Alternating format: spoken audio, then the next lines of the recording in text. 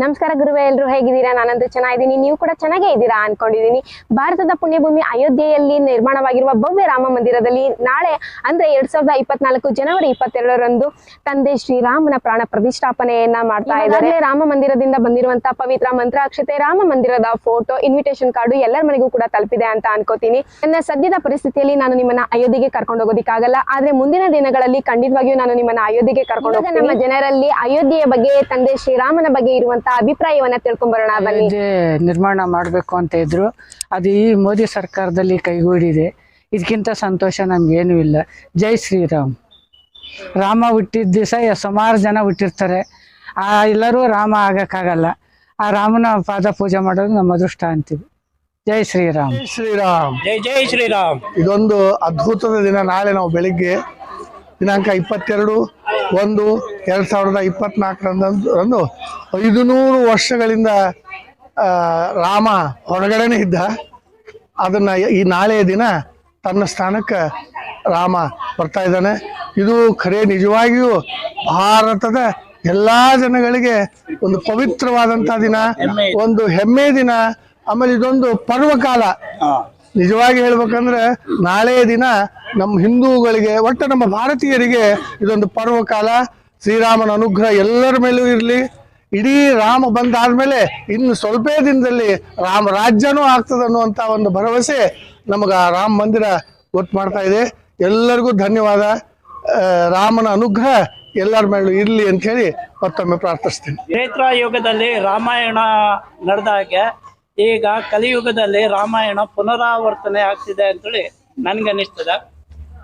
ಆವಾಗ ಶ್ರೀರಾಮಚಂದ್ರ 14 ವರ್ಷ ವನವಾಸ ಮಾಡಿದ.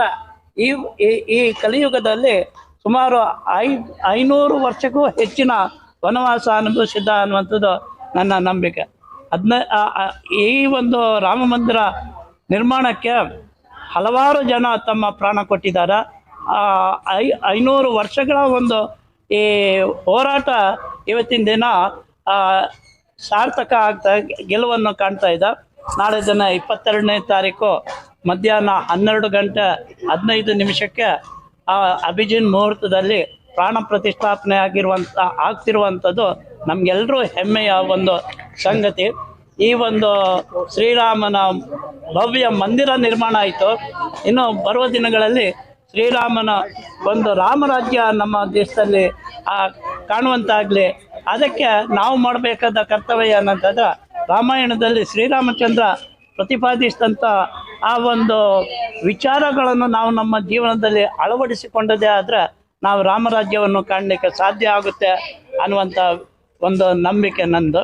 ಹಾಗಾಗಿ ನಾವೆಲ್ಲರೂ ಶ್ರೀರಾಮನ ಒಂದು ಧ್ಯಾನ ಮಾಡ್ತಾ, ಶ್ರೀರಾಮಚಂದ್ರ ಹಾಕಿಕೊಟ್ಟಂಥ ಆ ಒಂದು ಆದರ್ಶಗಳನ್ನು ನಮ್ಮ ಜೀವನದಲ್ಲಿ ಅಳವಡಿಸೋದ್ರ ಮುಖಾಂತರ ನಾವು ರಾಮರಾಜ್ಯವನ್ನು ಕಾಣಲಿಕ್ಕೆ ಪ್ರಯತ್ನ ಪಡೋಣ ಅನ್ನುವಂಥದ್ದು ನನ್ನ ಒಂದು ವಿಚಾರ. ಜೈ ಶ್ರೀರಾಮ್. ಜೈ ಶ್ರೀರಾಮ್. ಜೈ ಶ್ರೀರಾಮ್.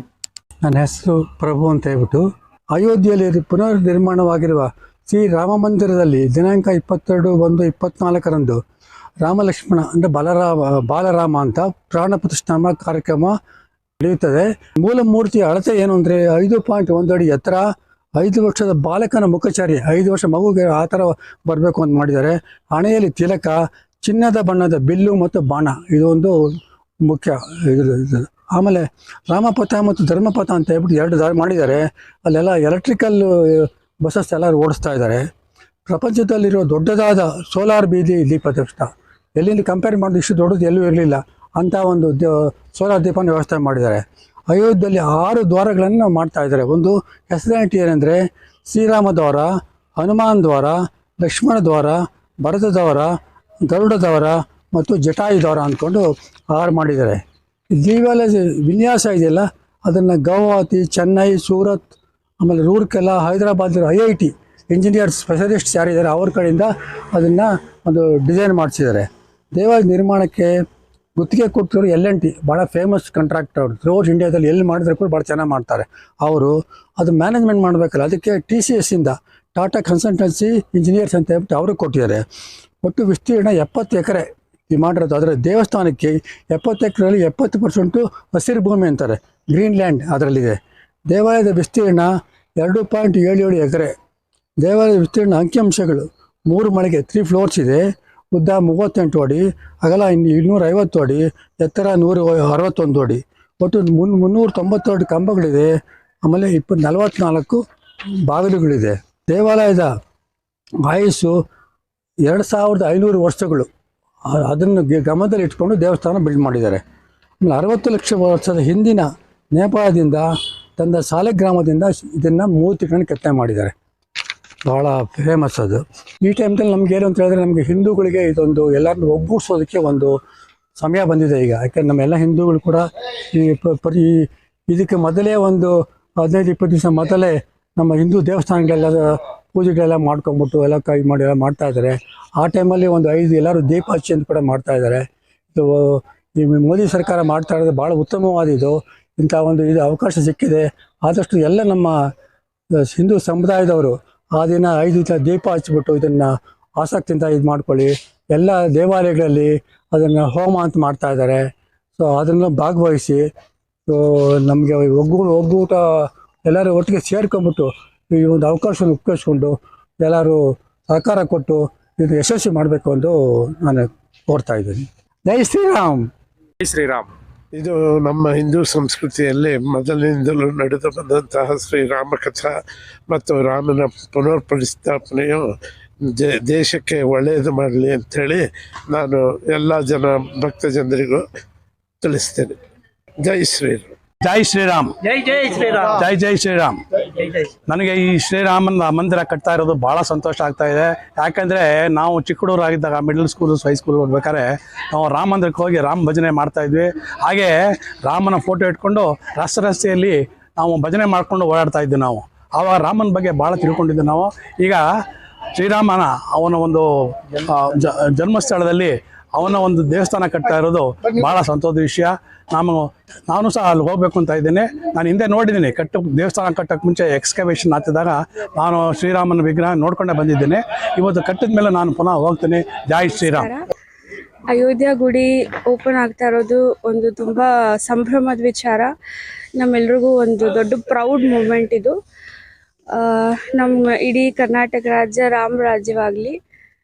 ಧನ್ಯವಾದಗಳು. ಜೈ ಶ್ರೀರಾಮ್. ಹಿ ಸಹಿತಂ ಸುರದ್ರುಮತಲೆ ಹೈಮೆ ಮಹಾಮಂಟಪೆ ಮಧ್ಯೆ ಪುಷ್ಪಕಮಾಸನೆ ಮಣಿಮಯೇ ವೀರಾಸನೆ ಸುಸ್ಥಿತಂ ಅಗ್ರೆ ವಾಚಯತೆ ಪ್ರಭಂಜನ ಮುನಿಸ್ತತ್ವಂ ಮುನಿಭ್ಯಃ ಪರಂ ವ್ಯಾಖ್ಯಾಂತಂ ಭರತಾದಿಭಿಃ ಪರಿವೃತಂ ರಾಮಂ ಭಜೆ ಶ್ಯಾಮಲಂ. ಜೈ ಶ್ರೀರಾಮ್. ಜೈ ಶ್ರೀರಾಮ್. ನಾವು ರಾಮಾಯಣ ಪುಸ್ತಕಗಳಲ್ಲಿ ಗ್ರಂಥಗಳಲ್ಲಿ ಪಾರಾಯಣ ಮಾಡುವಾಗ ರಾಮನ ರಾಜ್ಯದಲ್ಲಿ ಹಿಂದೆ ಹೇಗಿತ್ತು ತ್ರೇತಾಯುಗದಲ್ಲಿ ಓದಿದ್ದೀವಿ. ಅವನ ಅಯೋಧ್ಯ ನಗರಿ ಹೇಗಿತ್ತು, ಜನಗಳೆಲ್ಲ ಹೇಗಿದ್ರು ಎಲ್ಲವನ್ನು ನಾವು ಓದ್ತಾ ಇದ್ವು, ಚಿತ್ರದಲ್ಲಿ ನೋಡ್ತಾ ಇದ್ವಿ. ಆದರೆ ನಾವು ಈಗ ಈ ಕಲಿಯುಗದಲ್ಲಿ ಈ ಶತಮಾನದಲ್ಲಿ ಆ ರಾಮರಾಜ್ಯವನ್ನು ನೋಡ್ತಿರುವಂತಹ ನಾವೇ ಪುಣ್ಯವಂತರು, ಧನ್ಯರು, ಅದೃಷ್ಟವಂತರು ಅಂತ ಹೇಳಕ್ಕೆ ಇಷ್ಟಪಡ್ತೀನಿ.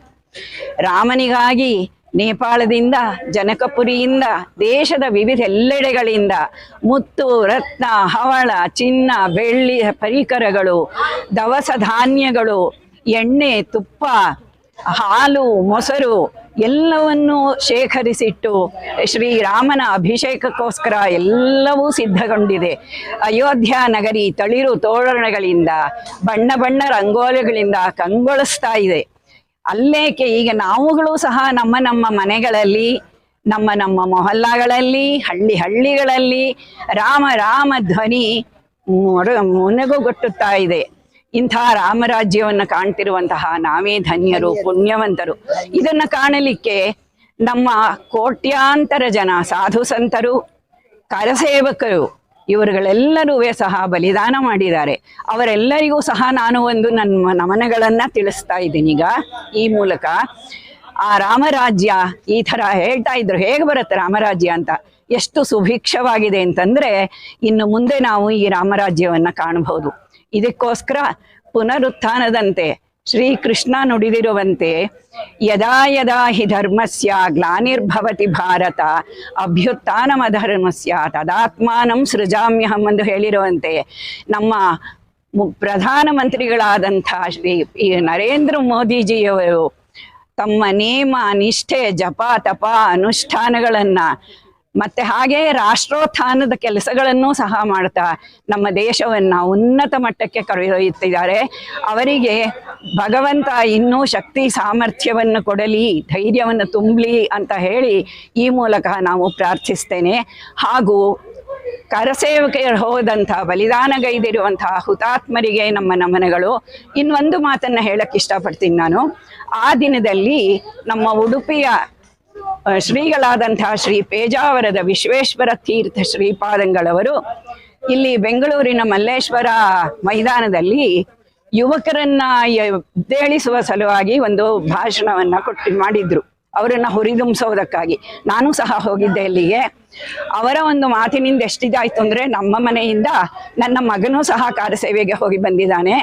ನನಗೆ ಅದೊಂದು ತುಂಬಾ ಸಂತೋಷದ ವಿಷಯ ಆಗ್ತಾ ಇದೆ. ಇದೇ ರೀತಿ ರಾಮರಾಜ್ಯ ಮೊಳಗಲಿ ಅಂತ ಹೇಳಿ ನಾನು ಪ್ರಾರ್ಥಿಸ್ತೇನೆ ಭಗವಂತನನ್ನ. ಜೈ ಶ್ರೀರಾಮ್, ಜೈ ಭಜರಂಗಬಲಿ, ಜೈ ರಘುವೀರ ಸಮರ್ಥ. ನನ್ನ ಹೆಸರು ಶ್ರೀಕೃಷ್ಣ ಅಂತ. ನಾನು ವಿಜಯನಗರದಲ್ಲಿದ್ದೇನೆ. ನನಗೆ ಕರಸೇವಕನಾಗಿ ಹೋಗೋದಕ್ಕೆ ಒಂದು ಅವಕಾಶ ಸಿಕ್ತು. ನನಗೆ ಯಾವಾಗ ರಾಮ ಮಂದಿರ ಅಲ್ಲಿ ಬಾಬರಿ ಮಸೀದಿನ ಹೊಡೆದು ಅದನ್ನೆಲ್ಲ ಹೊಡೆದ ಮೇಲೆ ಎಲ್ಲ ಫ್ಲಾಟ್ ಆಯಿತು. ಮತ್ತು ರಾಮ ಸೇವಕರಿಗೆ ಒಂದು ಕರಸೇವಕನಾಗಿ ಬರಬೇಕು ಹಾಗೆ ಅಂತ ಒಂದು ಅವಕಾಶ ಸಿಕ್ತು. ಬೆಂಗಳೂರಿಂದ ನಾವು ಒಂದು 200 ಜನ ಹೊರಟ್ವಿ. ನಾವು ಅಯೋಧ್ಯೆಗೆ ಹೊರಟಾಗ ನಮ್ಮದು ಪ್ಲ್ಯಾನ್ ಇದ್ದಿದ್ದು, ಮೊದಲು ಬಂದು ವಾರಣಾಸಿಗೆ ಹೋಗಬೇಕು, ಅಲ್ಲಿ ಒಂದು ದಿವಸ ಇರಬೇಕು, ಮತ್ತು 2ನೇ ದಿವಸ ಅಯೋಧ್ಯೆಗೆ ಹೋಗಬೇಕು ಅಂತ ಪ್ಲ್ಯಾನ್ ಇದ್ದಿದ್ದು. ಅದೇ ರೀತಿ ನಾವೇನು ಮಾಡಿದ್ವಿ, ವಾರಣಾಸಿಗೆ ಹೋದ್ವಿ.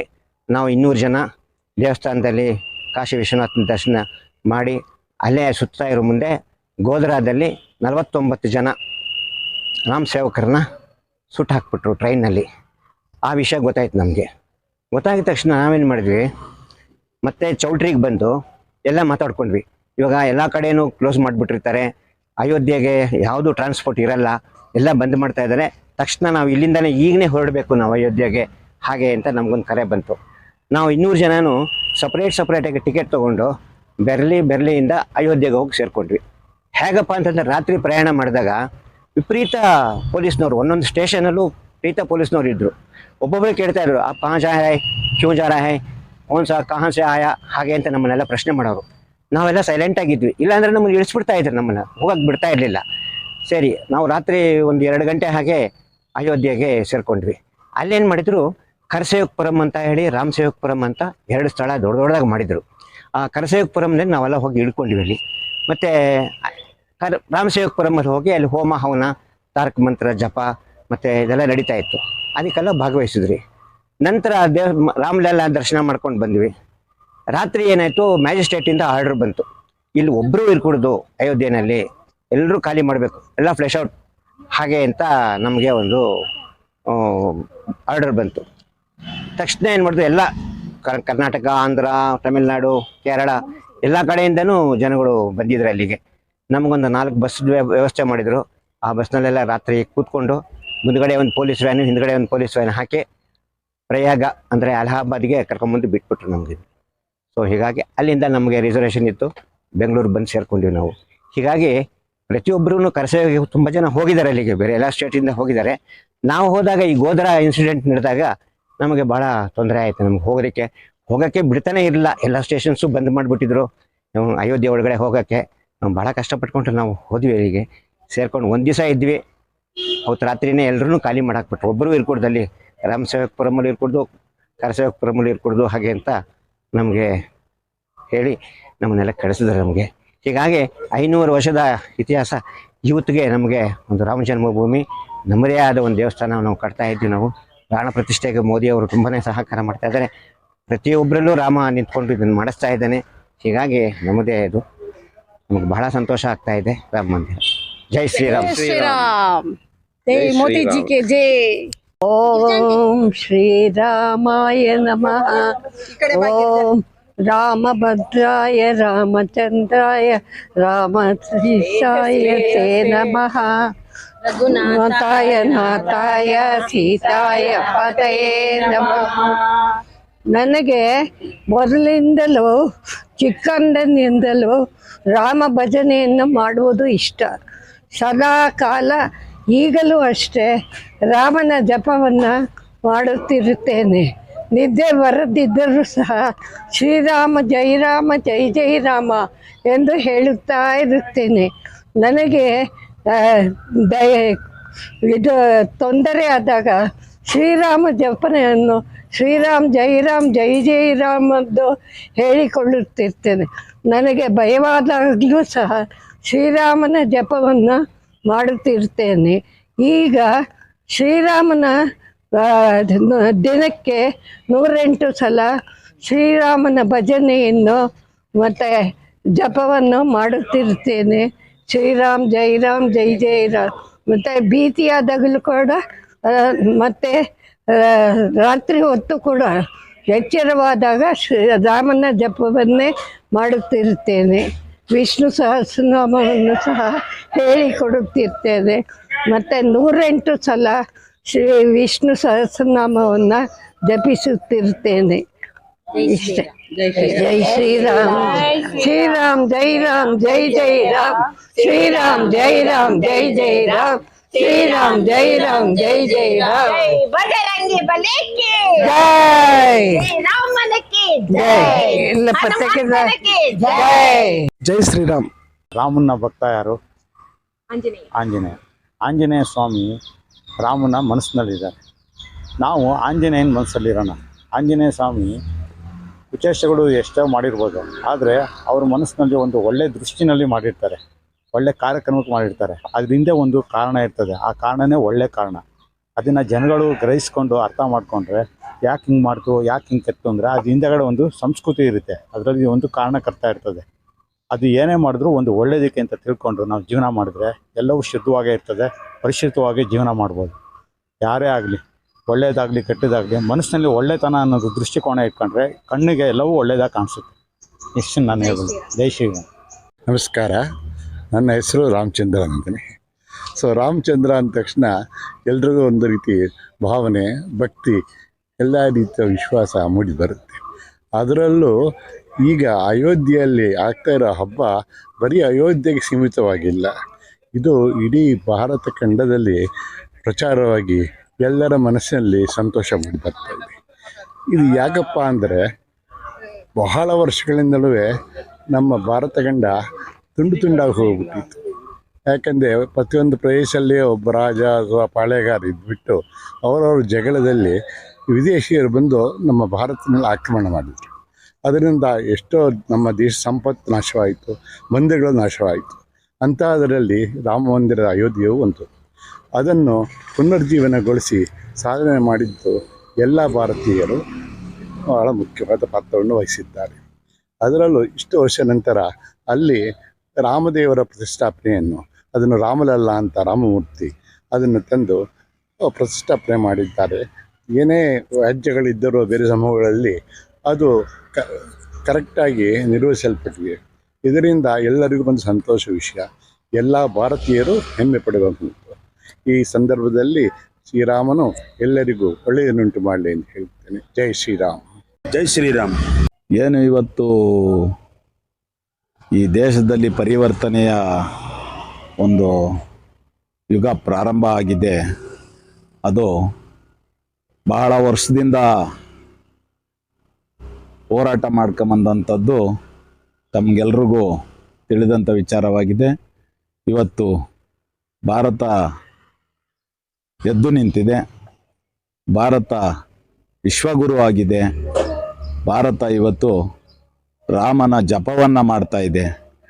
ನಮ್ಮ ದೇಶ ಏಕಾಗ್ರತೆಯ ಕಡೆ, ಏಕತೆಯ ಕಡೆ ಇವತ್ತಿಂದ ಹೊರಟಿದೆ. ಪ್ರತಿಯೊಂದು ಮನೆಯಲ್ಲೂ ಕೂಡ ರಾಮನ ಜಪವನ್ನು ಮಾಡ್ತಾ ಇದ್ದಾರೆ. ಇದೆಲ್ಲದಕ್ಕೂ ಕಾರಣ ಜನರ ಹೋರಾಟವೇ ಕಾರಣವಾಗಿದೆ. 92ನೇ ಇಸ್ವಿಯಲ್ಲಿ ನಾನು ಸಹ ಕರಸೇವಕನಾಗಿ ಹೋಗಿದ್ದೆ. ಕರಸೇವಕನಾಗಿ ಹೋದಂಥ ಸಂದರ್ಭದಲ್ಲಿ ನಮ್ಮನ್ನು ಗ್ವಾಲಿಯರ್ನಿಂದ ಕರ್ಕೊಂಡೋದ್ರು.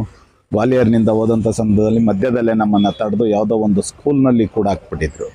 ಇನ್ನು ಮುಂದೆ ತಲುಪಿದಂಥ ಕಾರ್ಯಕರ್ತರು, ಕರಸೇವಕರು ಆ ಮಸೀದಿಯನ್ನು ಒಡೆದು ಅಲ್ಲಿಗೆ ಬಿಟ್ಟಿದ್ದರು.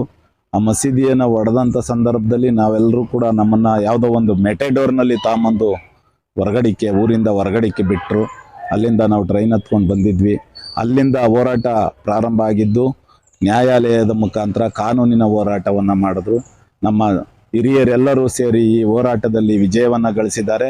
ಆ ವಿಜಯದ ಸಂಕೇತವಾಗಿ ನಾಳೆ ರಾಮ ಮಂದಿರ ಉದ್ಘಾಟನೆ ಆಗ್ತಾ ಇದೆ. ಬಾಬರು ದಶರಥನ ಅರಮನೆಯನ್ನು ಮಸೀದಿಯನ್ನಾಗಿ ಮಾಡಿದಂಥ ಸಂದರ್ಭದಲ್ಲಿ ಬಾಬರು ದಶರಥನ ಅರಮನೆಯನ್ನು ಮಸೀದಿಯನ್ನಾಗಿ ಮಾಡಿದಂಥ ಸಂದರ್ಭದಲ್ಲಿ ಎಲ್ಲರೂ ಕೂಡ ಅಸಹಾಯಕರಾಗಿದ್ದಂಥದ್ದು. ಅದು ರಾಜಮನೆತನವಾಗಿದ್ದರಿಂದ ಬಾಬರಂದು ಅವನಿಗೆ ಎಲ್ಲರೂ ಗೌರವ ಕೊಟ್ಟಿದ್ರು ಅಥವಾ ಭಯದಿಂದ ಸುಮ್ಮನೆ ಇದ್ದರು. ಈಗ ಆ ಭಯ ಸುಮ್ಮನಿರುವಂಥ ಕಾರ್ಯಕ್ರಮ ಇರೋದಿಲ್ಲ.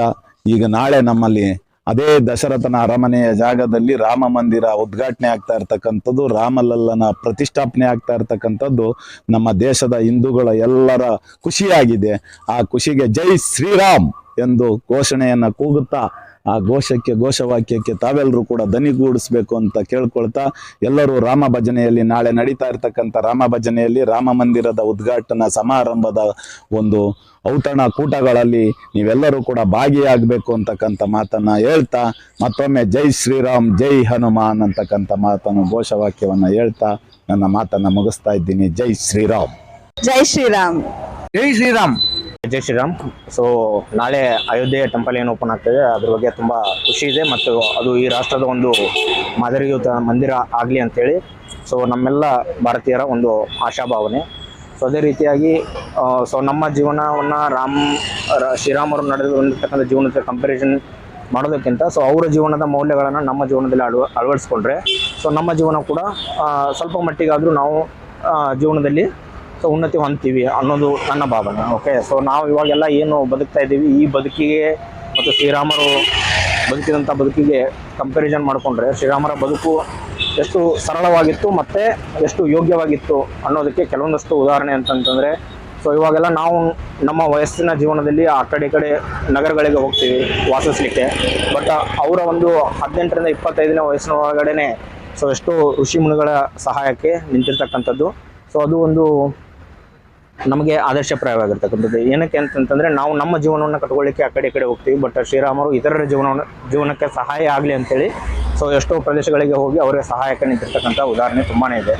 ಸೊ ಅದೇ ರೀತಿಯಾಗಿ ಸೊ ರಾಮ ರಾವಣರ ಪ್ರಸಂಗ ಏನಿದೆ, ಯುದ್ಧದ ಪ್ರಸಂಗ, ಸೊ ಇಲ್ಲಿ ರಾಮ ರಾವಣರ ಯುದ್ಧ ಅನ್ನೋದಕ್ಕಿಂತ ಒಳ್ಳೆಯದು ಕೆಟ್ಟದ್ದು ಅದು ಪ್ರತಿಯೊಬ್ಬರ ವ್ಯಕ್ತಿಯಲ್ಲಿ ಇರುವಂತಹ ವ್ಯಕ್ತಿತ್ವದ ಗುಣ. ಓಕೆ, ನಮ್ಮಲ್ಲಿ ಒಳ್ಳೆಯದು ಇರುತ್ತೆ, ಕೆಟ್ಟದ್ದು ಇರುತ್ತೆ. ಸೊ ಅದರ ನಡುವೆ ಯಾವಾಗಲೂ ಸಂಘರ್ಷ ಆಗ್ತಾನೆ ಇರುತ್ತೆ. ಸೊ ಅದೇ ರೀತಿ ರಾಮ ರಾವಣರ ನಡುವೆ ಸಂಘರ್ಷ ಆದಾಗ ಕೂಡ ಸೊ ಅಲ್ಲಿ ಒಳ್ಳೆಯದು ಗೆದ್ದಿದೆ ವಿನಃ ಕೆಟ್ಟದ್ದು ಸೋತಿದೆ ಅಂತ ಅರ್ಥ. ಸೊ ಎಷ್ಟೋ ಸಮಯದಲ್ಲಿ ರಾವಣರ ಸಹೋದರ ಸೊ ರಾಮನಿಗೆ ಸಹಾಯ ಮಾಡಿದ್ದಕ್ಕೆ ರಾಮ ಕೂಡ ಅದೇ ರೀತಿಯಾಗಿ ರಾವಣರ ಸಹೋದರನಿಗೆ ಸೊ ಎಂಟೈರ್ ರಾವಣರ ಏನು ಸಾಮ್ರಾಜ್ಯ ಇತ್ತು ಅದನ್ನು ಮರಳಿ ಅವರ ಸಹೋದರ ವಿಭೀಷಣನಿಗೆ ಕೊಟ್ಬಿಟ್ಟು ಸೊ ಸಹಾಯ ಮಾಡಿರ್ತಕ್ಕಂಥ ಉದಾಹರಣೆ ಇದೆ. ಸೊ ಈ ರೀತಿ ಎಲ್ಲ ನಾವು ನೋಡಿದಾಗ ಸೊ ಶ್ರೀರಾಮರ ಜೀವನ ತುಂಬ ಉತ್ತಮವಾಗಿತ್ತು. ಸೊ ಅವರ ಆದರ್ಶವನ್ನು ನಾವು ನಮ್ಮ ಜೀವನದಲ್ಲಿ ಅಳವಡಿಸ್ಕೊಂಡಿದ್ದಾದರೆ ನಾವು ಕೂಡ ಉನ್ನತಿ ಹೊಂದ್ತೀವಿ ಅಂತ ನಮ್ಮ ಅಭಿಪ್ರಾಯ. ಜೈ ಶ್ರೀರಾಮ್. ಜೈ ಶ್ರೀರಾಮ್. ಧನ್ಯನಾದೇನೋ ರಾಮ ಧನ್ಯನಾದೇನೋ, ಧನ್ಯನಾದೇನೋ ರಾಮ ಧನ್ಯನಾದೇನೋ, ಧನ್ಯನಾದೆ ರಾಮ ನಿನ್ನ ಚರಣ ಕಮಲವನ್ನು ಕಂಡು, ಧನ್ಯನಾದೆ ರಾಮ ನಿನ್ನ ಚರಣ ಕಮಲವನ್ನು ಕಂಡು, ಧನ್ಯನಾದೇನೋ ರಾಮ ಧನ್ಯನಾದೇನೋ. ಜೈ ಶ್ರೀರಾಮ್. ಬಜರಂಗಿ ಬಲೇಕೆ ಜೈ ಶ್ರೀರಾಮ್. ಜೈ ಶ್ರೀರಾಮ್. ಜೈ ಶ್ರೀರಾಮ್. ಜೈ ಶ್ರೀರಾಮ್ ಅಂತ ಹೇಳ್ತಾ ಇಲ್ಲಿಗೆ ಈ ವಿಡಿಯೋನ ಮುಗಿಸ್ತಾ ಇದ್ದೀನಿ. ಮತ್ತೆ ಸಿಗ್ತೀನಿ ಮತ್ತೊಂದು ವಿಡಿಯೋದಲ್ಲಿ. ಅಲ್ಲಿವರೆಗೂ ಟೇಕ್ ಕೇರ್, ಬಾಯ್.